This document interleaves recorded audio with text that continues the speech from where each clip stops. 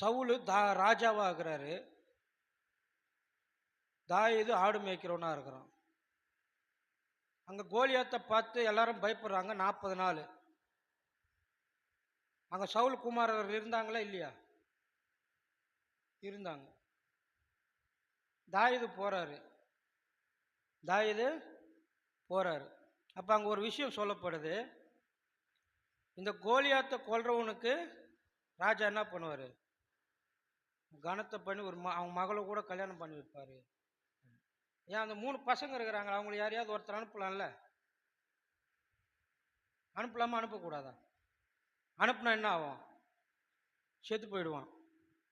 என் புள்ள சாகக்கூடாது, மற்றவங்க பிள்ளைங்க சாவலாம். ஒரு சுயநலமான ஒரு யோசனை, பயங்கரமான ஒரு சுயநலமான ஒரு யோசனை. சரி, அப்படி இருந்தும் தாவீது ஆண்டவருடைய